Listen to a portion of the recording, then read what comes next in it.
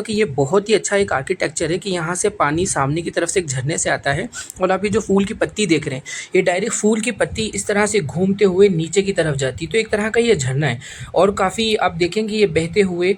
इस तरह से ये आगे रुक भी जाता है, लेकिन इसका प्रेशर इतना काफ़ी रहता है कि फिर भी वहाँ से गिर जाता है। व्यूअर्स, मैं आ गया हूँ अभी नीलकंठ महल मांडू की ये आखिरी साइट है, लेकिन दुर्भाग्य की बात यह है कि नीलकंठ महल को अकबर बादशाह यहाँ पर आके आराम करते थे, शिकार करते थे और इस नीलकंठ महल को अब नीलकंठ मंदिर बना दिया गया है। दोस्तों, ये खेल मांडू में हर जगह चल रहा है। वो किसी बुज़ुर्ग की दरगाह हो, वहाँ भी या तो मंदिर बना दिया जाता है या उस बुज़ुर्ग की दरगाह को समाधि बना दिया जाता है। ये रास्ता ही नीचे की तरफ जाता है। इस तरफ अकबर बादशाह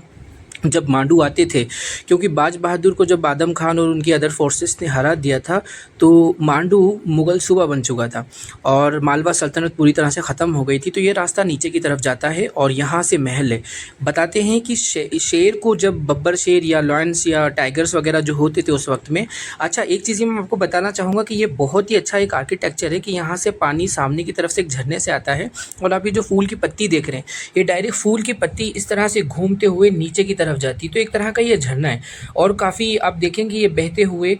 इस तरह से आगे रुक भी जाता है, लेकिन इसका प्रेशर इतना काफ़ी रहता है कि फिर भी वहाँ से गिर जाता है। अब यहाँ जो पानी आ रहा है दोस्तों, इन लोगों ने क्या किया है, यहाँ पर बहुत सारे इस तरह के इंडियन जो गैर मुस्लिम हैं, जो गैर मुस्लिम हिंदुस्तानी हैं, जिनको मैं हिंदू बनना पसंद नहीं करता या तो भारतीय, या ये इस तरफ ये आप देख रहे हैं, ये है वो पौंड, इधर से पूरे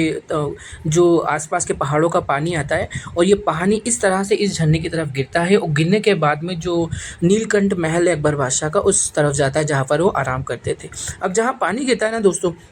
यहाँ पर क्या किया गया है कि आर्कियोलॉजिकल ऑफ इंडिया जो है उसको भी कोई फ़र्क नहीं पड़ता कि वो लोग, क्योंकि आमतौर से मैं जनरली यही कह रहा हूँ कि आर्कियोलॉजिकल ऑफ इंडिया सिर्फ भेदभाव ही कर रहा है और इसीलिए मैं आपसे बार बार कहता हूँ कि आप शिक्षित हो, तालीम याफ्ता हो और अगर आपके पड़ोसी, आपके रिश्तेदार लोगों को भी अगर हम तालीम याफ्ता करते हैं तो आर्कियोलॉजिकल इंडिया का हिस्सा बने या अदर एडमिनिस्ट्रेशन का, प्रशासन का हिस्सा जब बनेंगे तो जो भेदभाव हो रहा है, जो अत्याचार हो रहा है, जो अन्याय हो रहा है, जो जुल्म हो रहा है, उसके खिलाफ हम लड़ सकते हैं। क्योंकि अगर अकेले हम बनने की कोशिश करेंगे तो दोस्तों हम कभी कुछ नहीं बन पाएंगे और हमारे साथ हमेशा अन्याय और भेदभाव ही होते रहेगा। अब ये सामने की तरफ जो देख रहे हैं आप, इस तरह से मैंने अभी आपको दिखाया था पौंड, और पौंड से गिरता हुआ झरना और झरने से गिरते हुए इस पौंड में वो पानी आता है और इसके बाद में आप यहाँ देखेंगे कि बहुत सारी कुरान शरीफ की आयतें लिखी हुई हैं पूरे महल में। ये है अकबर बादशाह का महल जिसे नीलकंठ महल बोलते हैं और नीलकंठ महल इस वजह से बोला जाता है कि यहाँ एक ज़माने में ये माना जाता था कि जो शिव हैं उन्होंने जो जहर पिया था, तो इस वजह से इस जगह का नाम, इस महल का नाम नीलकंठ रखा गया। यहाँ वैसे कोई मंदिर साइट नहीं था और आर्कियोलॉजिकल ऑफ इंडिया ने ऊपर जो बोर्ड लगा रखा है, मैंने आपको बोर्ड भी बताया था, उस बोर्ड में ऐसी कोई इन्फॉर्मेशन नहीं है। अभी ऊपर की तरफ सभी लोग जा रहे हैं और ऊपर जाते वक्त में यहाँ से बिल्कुल इसी अंदाज़ के अंदर अकबर बादशाह की अलग अलग रूम्स है और उनके शाही जो मंत्री होते थे उस वक्त, उन सभी के रूम्स है और वो लोग यहाँ पर आकर रहते थे। और स्पेशली जो उनके ख़ास गवर्नर थे, जब इसे मुग़ल सूबा बनाया गया था तो उनके गवर्नर थे शाह बेगड़ा। वैसे वो गैर मुस्लिम हिंदुस्तानी थे, यानी वो ब्राह्मणवाद को मानने वाले थे और हकीकत में वो ख़ुद ब्राह्मण नहीं थे। मैं हमेशा ये कोशिश करता हूँ कि गैर मुस्लिम ही कहता हूँ। आप ये सामने की तरफ देख सकते हैं कि यहाँ पर से वो जो पानी गिरा है, जो मैंने आपको झरना पौंड से बताता हूँ, यहाँ पर लाकर एक शिवलिंग रख दिया गया है और दोस्तों उसकी पूजा पाठ शुरू कर दी गई है। यहाँ घंटी वगैरह बंद दी है।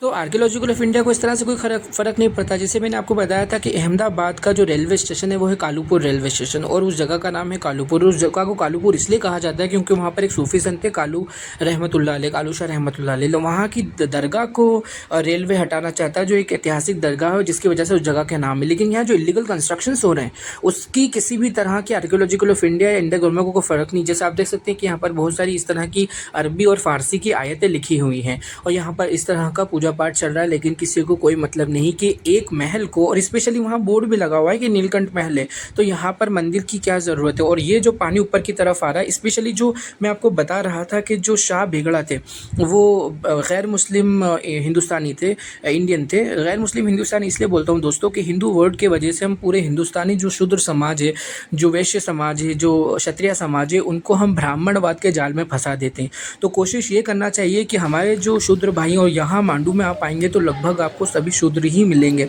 और यहाँ पर जो पूजा पाठ करने वाले हैं इस महल में वो आपको शूद्र ही मिलेंगे। दोस्तों बहुत सारे स्कॉलर्स का यह मानना है कि शूद्रों को शूद्र कहा जाए या गैर मुस्लिम कहा जाए। अगर हिंदू बोल देते हैं तो वो जो ब्राह्मण धर्म के देवी देवता है वो उसका हिस्सा बन जाते हैं और उनको उसकी पूजा करना होती है। और उसके बाद में जो जातिवाद धर्म है, जो जिस तरह की जातियाँ बटी हुई हो, जो अन्यायपूर्ण ये जातीय व्यवस्था बनाई गई है कि ब्राह्मण ही सर्वोपरि है, और इस वजह से हिंदू वर्ड के वजह से उनको सर्वोपरि बना दिया जाता है। 2% ब्राह्मण इसी वजह से पूरे हिंदुस्तान में यहाँ पर हुकूमत करने लग जाते हैं और शूद्रों पर अत्याचार होता है। एक और बहुत बड़ी चीज़ मैं हर अपने वीडियो में बताता हूँ कि हिंदुस्तान के बहुत सारे शूद्रों ने कलमा तौहीद पढ़ा, सच्चे परमेश्वर, सच्चे खुदा, सच्चे मालिक अल्लाह तबारक व तआला को माना, एकता के धर्म को, इक्वालिटी के धर्म को, समता के धर्म को, बराबरी के धर्म को माना। लेकिन उसके बावजूद वो जो शूद्र जब वो सच्चे मज़हब की तरफ आए तो उनको सिर्फ कलमा तौहीद की वजह से बहुत सारा उन पर अन्याय होता। आप देखते हैं कि बहुत सारी मॉब लिंचिंग्स वगैरह हो रही है। ये अकबर बादशाह इस जगह से मैं जो आपको बता रहा था कि यहाँ